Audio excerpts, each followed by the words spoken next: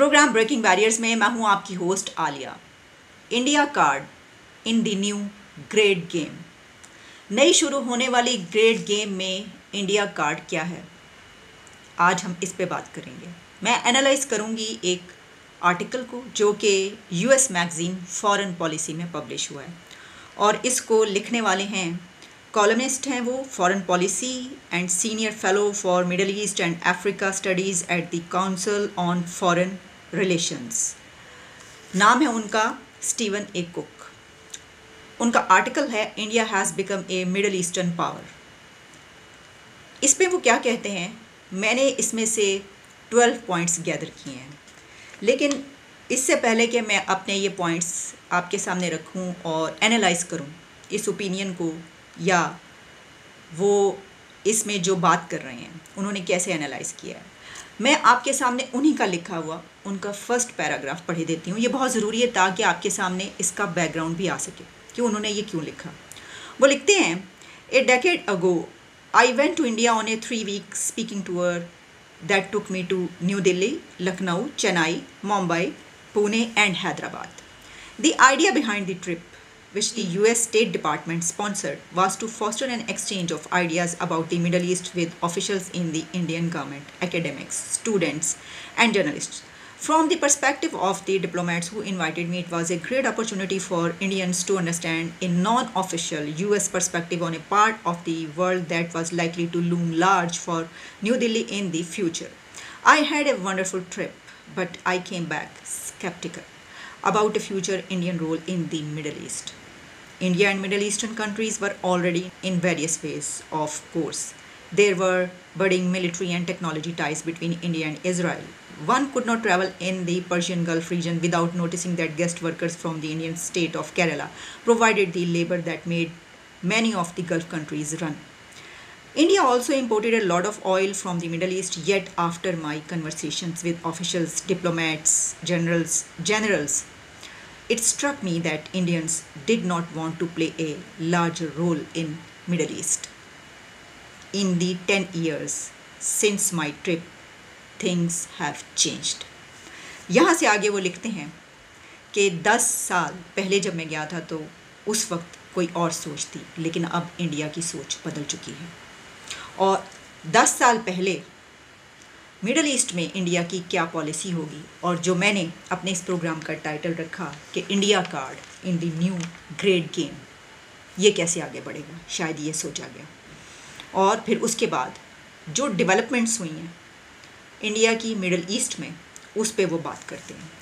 एक बात इसमें याद रखनी चाहिए कि जब इंडिया और इज़राइल के टाइज़ की बात की जाती है तो उसमें ये नहीं होता कि इंडिया ये कहे कि पैलेस्टीन पर बमबारी करो। नो, इंडिया पैलेस्टीन के उस कॉज को सपोर्ट करता है। बहुत से लोगों के लिए हैरान कुन बात होगी, वो समझते होंगे कि भारत तो ये कहता है कि नो, ऐसा नहीं है। वहाँ पे वो बिल्कुल ऐसा नहीं कहता कि वहाँ पे बमबारी करें क्योंकि हम इसराइल के दोस्त हैं। वो उनके उस कॉज को भी सपोर्ट करता है और साथ ही वो इज़राइल के साथ भी गहरी दोस्ती रखता है। मतलब इस हद तक दोस्ती कि अगर दुनिया में कोई 2 बिगेस्ट स्ट्रॉन्ग अलाइज कहे जाएं और दोस्त कहे जाएं तो वो कहते हैं कि हर अच्छे बुरे वक्त में अगर खड़े नज़र आएंगे तो इज़राइल और इंडिया एक साथ, जो कि कभी भी इंडिया इज़राइल के ख़िलाफ़ बात करता हुआ नज़र नहीं आता। तो देखिए, इसको हम नॉन अलाइनमेंट की पॉलिसी कहें। नॉन अलाइनमेंट ऐसे है कि आप सभी के दोस्त हैं, लेकिन ऐसा नहीं है कि किसी ऐसे बात पर कि जिससे आपको पता है कि नहीं ये गलत है तो तब भी आप उसका साथ दें। तो आगे वो लिखते हैं कि India also import a lot of oil from the middle east. ये हम जानते हैं, हमने तो अभी रशिया से पहली मरतबा ऑयल लेना शुरू किया और वो भी डिस्काउंट पर नहीं मिला। हमने झूठ यूँ कह दिया जनाब ये हो गया, डिस्काउंट पर मिल गया, बहुत बड़ा ये कहाँ से वो रिफ़ाइन होकर आया है, कहाँ की रिफ़ाइनरी में रिफ़ाइन हुआ, हमें ये भी नहीं पता चला। पता नहीं क्या बात है कि हमेशा से हमारे मुल्क में सीक्रेट्स बहुत होते हैं, यानी ये कि हर चीज़ में सीक्रेसी मिलती है, लोगों को पता ही नहीं होता, आवाम को पता ही नहीं होता, या वो किसी और ही ट्रक की बत्ती के पीछे लगे होते हैं। हालांकि दूसरे कंट्रीज़ में ऐसा नहीं होता और नहीं हो सकता, लेकिन वो कहते हैं कि जो सिक्योरिटी स्टेट होती है वहाँ पर ऐसे बहुत सारे मामलात होते हैं। आगे वो कहते हैं कि US officials are obsessed with every move of China in the Middle East। कि यूनाइटेड स्टेट्स बहुत कीनली ऑब्जर्व करता है चाइना को कि वो मिडल ईस्ट में कहाँ कहाँ पर क्या करता नज़र आ रहा है, क्या कर रहा है, उसकी पॉलिसीज़ क्या जा रही हैं, किसके साथ उसकी कितनी ट्रेड है और वो कितना आगे बढ़ रहा है। तो यूनाइटेड स्टेट्स इस वक्त जब इंडिया को देखता है तो उसके लिए ये गेम बहुत ही इंटरेस्टिंग हो गई है। मिडल ईस्ट में ऐसे पॉइंट्स, ऐसी जगहें जहाँ पर अमेरिका डायरेक्टली खुद नहीं पहुँच सकता, खुद इंटरवीन या पार्टिसिपेशन उसकी नहीं हो सकती, वहाँ पर उसका एक स्ट्रॉन्ग अलाय जो कि अब बन चुका है और उसका एक पार्टनर मौजूद है। उन प्लेसेस पे, उन पॉइंट्स पर वो पहुंच रहा है जहाँ पर अमेरिका डायरेक्ट नहीं पहुंच पाता मिडल ईस्ट में। लेकिन क्योंकि देखिए, हमें याद है ना, मिडल ईस्ट में सऊदी अरेबिया और अमेरिका की तो बड़ी लगती रही है वो जमाल खशोगी के ऊपर। और प्रेसिडेंट जो बाइडेन ने तो जो कुछ कहा है बहुत खुल के उस वक्त कहा था। वो नए नए आए थे, उनको शायद ये पता नहीं था कि जब आप बहुत बड़ा बोल देते हैं तो उसके बाद फिर आपको पता चलता है कि ये तो उल्टा पड़ गया, क्योंकि आपको फिर उसके अगेंस्ट जाके कुछ करना पड़ता है। जैसे कि उनको जाना पड़ा सऊदी अरेबिया, वहाँ पर जाकर विज़िट किया जिस MBS को वो यानी लिटरली गालियाँ दे रहे थे या कह रहे थे कि इसको तो मैं नहीं छोड़ूंगा, ये जो है ये तो हम केस चलाएंगे, इसको अंदर करवाएंगे। वहाँ पे जाके वो उससे हाथ मिला रहे थे, उसके पास बैठे हुए थे।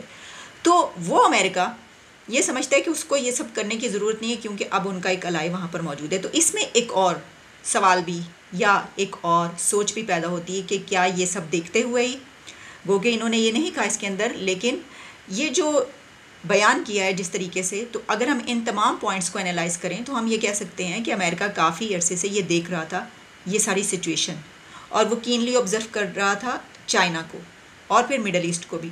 और फिर उसने ये देखा कि इस वक्त अगर कोई चाइना की टक्कर पर है मिडल ईस्ट में तो वो इंडिया है। फिर उसने कहा ठीक है, ओके, जब ऐसा है तो क्यों ना हम हाथ मिलाएं। तो क्या ये जो अभी बड़ी डेवलपमेंट हुई है इंडिया के वहाँ पर विज़िट और एक स्ट्रॉन्ग अलायंस की, इसके बाद वो एक और इंटरेस्टिंग एंगल पर बात करते हैं, और वो है मिडल ईस्ट में पाकिस्तान की मौजूदगी, यानी पाकिस्तान और मिडल ईस्ट के गहरे ताल्लुकात, जिसमें वो कहते हैं कि ये भी बहुत इंटरेस्टिंग है कि एक तरफ जहाँ इंडिया इतना मजबूत हो चुका है, वहीं उस जगह पर कि जहाँ पर पाकिस्तान बहुत मजबूत हुआ करता था, यानी पाकिस्तान के मिडल ईस्ट के साथ यूनाइटेड अरब एमिरेट्स और सऊदी अरेबिया के साथ ख़ास तौर पर हमेशा के बरादराना ताल्लुकात, मुस्लिम उम्मा और स्ट्रॉन्ग अलाइज, स्ट्रॉन्ग अलायंस वगैरह वगैरह, ये सब चलता रहा है अभी तक। तो उस वक्त 10 साल पहले तक तो इंडिया वहाँ पर ऐसे जिस तरीके से हमें प्रिवेल करता हुआ नज़र नहीं आता था। लेकिन देखिए कि दो राइवल्स हैं, इंडिया और पाकिस्तान, और इंडिया को ये पता था कि पाकिस्तान की वहाँ पर प्रेजेंस है जब उसकी इतनी नहीं थी, लेकिन उसने अपने लिए इसको ये नहीं समझा कि अगर ऐसा है तो छोड़ो, ये नहीं करते, या हमारी कैसे प्रेजेंस हो सकती है वहाँ पर। उन्होंने अपनी स्ट्रेंथ्स देखी कि जो स्ट्रेंथ हमारी है वो पाकिस्तान की नहीं है, हमारी जो वर्थ है वो पाकिस्तान की नहीं है। उनका रिश्ता इस्लाम का या मज़हब का और तरीके से है, लेकिन हम इससे आगे जा सकते हैं अगर हम कोशिश करें। उन्होंने कोशिश की और वो इस वक्त कहाँ पर पहुँच गए। अब हुआ ये है कि गो के हमारा पैसे का रिश्ता रह गया है, और वो भी पैसे का सिर्फ लेन का रिश्ता, देन का नहीं, यानी वो हमें पैसा देते हैं और हम लेते हैं, यानी दो तरफा ट्रैफिक नहीं है, ठीक है, वन वे ट्रैफिक है ये। उसमें वो कुछ ऐसी चीज़ें हैं उसको हम माइनस नहीं कर सकते, हम जिस जगह पर हैं जो भी है, लेकिन अब वो भी बहुत कुछ बदलता चला जा रहा है। लेकिन वो हमारे साथ हैं इस हद तक कि उन्होंने कहा कि ठीक है वो पैसा दे रहे हैं। जैसे कि प्राइम मिनिस्टर ने खुद ये कहा कि जब मैं जाता हूँ तो मेरा चेहरा देखते हैं कि देखो फिर आ गया मांगने के लिए। तो इस सिचुएशन में हम देख रहे हैं कि हम तो कहीं के कहीं रह गए। सिर्फ जैसे मैंने कहा एक ही रिश्ता है, उसके अंदर उन्होंने दे दिए हमें पैसे, कर्ज दिया है, लोन दिया, ऐसा नहीं है, हमें वापस भी करना है। लेकिन ये उस रिश्ते के तो बराबरी क्या, दूर दूर तक पासिंग भी नहीं है जो उनका रिश्ता उनके साथ बन चुका है। तो यहाँ पर भी हम आउट हो चुके हैं। उन्होंने हमें बेल आउट तो करवा दिया IMF के साथ, लेकिन अगर आप टेक्निकली देखें तो हम मिडल ईस्ट से आउट ही हैं, क्योंकि हमारा कोई है नहीं, कोई वहाँ पे कितनी ट्रेड है। India card in the new grade game, तो उसमें पाकिस्तान था, या तो पाकिस्तान उसको जगह पर डिफीट कर सकता था इंडिया को, या फिर इंडिया कर सकता था। इंडिया ने अपनी वर्थ और स्ट्रेंथ और अपनी पॉलिसीज़ की बिना पर डिफीट कर दिया है। यही उन्होंने इसके अंदर जो है, ये जो पाकिस्तान की बात की है वो यही बताना चाहते। फिर वो कहते हैं कि ऐसे Saudi Arabia which is India second largest supplier of oil and gas energy relationship, further वो चाहते हैं कि इसको एक्सटेंड किया जाए। और इसमें वो एक और बात करें कि जो एनर्जी रिलेशनशिप है, जब वो इसको आगे बढ़ाने की बात करते हैं तो उन्होंने कहा कि एक कोई नई साइट है siyaasat.com, जैसे कि पाकिस्तान में भी siyaasat.pk है, लेकिन वहाँ पर तो उस पर कोई एक वीडियो भी चली जिसमें कहा गया कि plan to link India's energy grid to KSA via under sea cables. तो इसमें उनका कहना है कि ये एक ओवर एम्बिशियस प्लान है, लेकिन क्या ये सच है? वैसे तो नज़र नहीं आता, लेकिन ये उड़ाई जा रही है क्या, या ये है? और अगर ऐसा है तो वो कैसे कर पाएंगे और क्या कर लेंगे, ये भी इसमें प्लान का हिस्सा है इनके। फिर वो कहते हैं कि $43 बिलियन ट्रेड जो है वो उनकी चल रही है। अच्छा, उसके बाद वो आते हैं इजिप्ट की तरफ कि अब जब मिडल ईस्ट की तरफ आगे बढ़ें तो इजिप्ट है।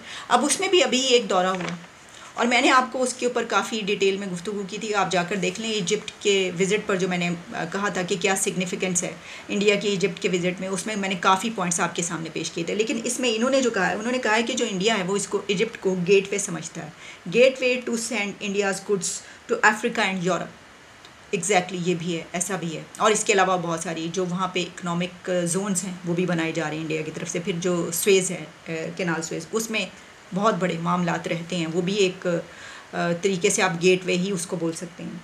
अच्छा, फिर वो कहते हैं कि it is tempting for US policy makers, कि अमेरिका के लिए बहुत इंटरेस्टिंग ये हो चुका है कि वो इसको ऐसे देखता है कि ये दो ग्रेट पावर्स के बीच कंपटीशन है, और वो दो ग्रेट पावर्स कौन है? इंडिया और चाइना। और चाइना जो है वो ग्रेट राइवल है अमेरिका का। तो इस वक्त उसको अपने दुश्मन को शिकस्त देने के लिए वो एक ऐसे कंट्री को उसने अपना जिगरी यार बना लिया है, दोस्त बना लिया है, कि जो उसके लिए अब कोई प्रॉब्लम ही नहीं है। तो मेरा ख्याल है कि ये चाइना के लिए सेटबैक है। चाइना के ये सोच रहा है कि उसको अब टफ़ टाइम मिल रहा है इंडिया के बिना पर, और ये जो अलाइंस है शायद ये देखकर ही किया गया इंडिया की तरफ से भी कि अगर हम ऐसा करते हैं तो देखें ना, ये सारा जो मैंने आपको बताया, जो उन्होंने लिखा है वो सामने है उनके। और ये तो खैर अभी हम एक आर्टिकल या ओपिनियन या कॉलम पर बात कर रहे हैं फॉरेन पॉलिसी में जो पब्लिश हुआ है। इसके अलावा जो थिंक टैंक्स होते हैं, जो आपके एनालिस्ट्स होते हैं, जो आपके सोचने वाले जहन होते हैं, वो जब बैठ कर अपने मुल्क के लिए प्लान्स बनाते हैं, पता नहीं शायद पाकिस्तान में भी ऐसा होता हो या जो भी है, लेकिन हम उन कंट्रीज़ की इस वक्त बात कर रहे हैं। क्योंकि यहाँ पर मैंने ये वाली बात इस तरीके से इसलिए की कि तो अगर ऐसा होता तो हमारी पॉलिसीज़ तो कहीं की कहीं पहुँच चुकी थी ना, लेकिन हम अभी तक उसी नुक्ते पर मौजूद हैं कि जो यहूद व नसारा और हनूद हैं, यहूद व हनूद, उनके साथ तो नहीं हो सकते ताल्लुकात। और बहुत सारी ऐसी पॉलिसीज़ जहाँ पर हम वहीं खड़े हैं जहाँ पर आज से हम 50 साल पहले थे। तो इसलिए मुझे तो नहीं लगता कि इसमें कोई, हमारे भी थिंक टैंक्स इस तरीके से सोचते हैं, लेकिन वहाँ पर इसको ऐसे ही देखा जा रहा है। और अब अमेरिका का इंडिया के साथ आना, ये मैंने आपके लिए इसलिए एक्सप्लेन किया इसको, इसकी वजह ये कि इस वक्त बहुत बात की जा रही है, हमने भी बात की है ना। हमारे, आपको पता है कि जो former prime minister Imran Khan, उन्होंने भी इसको बहुत उठा दिया। खैर उनके ज़ाहिर है कि इस वक्त उसमें भी है कि वो इस पे बात करें, ये वो पॉइंट रेस कर सकते हैं और इससे फ़ायदा उठा सकते हैं। लेकिन बात ये कि जंग वंग की तो मैं इस वक्त बात नहीं करी, वो एक अलग पॉइंट है, उस पर हम क्या बात करें कि हो सकती है, वो ऐसा तो नहीं कर देंगे। लेकिन जो बात इस वक्त ग्रेट गेम की हो रही है, इस रीजन की हो रही है, इस रीजन से निकल कर जब आप बाहर जाते हैं और फिर ये कहा जाता है कि अब अलाइंसेस बन रहे हैं, ग्रुपिंग हो रही है, और न्यू वर्ल्ड ऑर्डर की तो बात है ही है, लेकिन इसके साथ न्यू वर्ल्ड वॉर की भी बात जो की जाती है, तो उसमें कौन कहाँ किसके साथ खड़ा है और किसने अपने आप को मजबूत किया है, वो वक्त आने से पहले ये दूर अंदेशी है। ये वो है जो आप पहले ही देख लेते हो और आप कहते हैं कि अब हमें किसके साथ शामिल होना चाहिए, तो उसमें आप अपना वो अलायंस बनाते हैं। लेकिन उसके लिए ऐसा होता है कि आपके पॉलिसी मेकर्स ये देख रहे हो कि जनाब 10 साल पहले आपने 10 साल बाद की बना लेनी है। अब जैसे उन्होंने कहा कि 10 ईयर्स बैक जब मैं गया था तो वो ऐसा नहीं सोचते थे, लेकिन 10 साल के अंदर देखें क्या से क्या हो गया, और अगले 10 साल में फिर आप देखें कि दुनिया कहाँ पर पहुँच चुकी है। शायद आपको वो पॉइंट नज़र आए कि जिसकी बिना पर ये वाला एक ग्रेट गेम नज़र आ रही है और अलायंस नज़र आ रहा है, ये भी हो सकता है। और फिर हम सोचें कि ये क्या हो गया, हमने ऐसा क्यों नहीं कुछ किया। अच्छा, भी बहरहाल हमने भी किया है, उसके ऊपर भी हम अलग से बात करेंगे कि हमारा टिल्ट किसी और तरफ हो गया, उसका हमें क्या फ़ायदा है, उसका हमें क्या बेनिफिट है। हम चाइना के साथ हैं इस वक्त, अमेरिका को हमने छोड़ दिया, तो चाइना के साथ होने के बिना पर ये जो ग्रेट गेम है इसके अंदर हमारा कहाँ पर हम स्टैंड करते हैं। फिर वो कहते हैं, एक आखिरी बात करूँगी, ये भी दिलचस्प बात है, इंटरेस्टिंग है, जिसमें वो कहते हैं कि it is unlikely that India will line up with the United States, but it is also unlikely will undercut Washington as both Beijing and Moscow have done.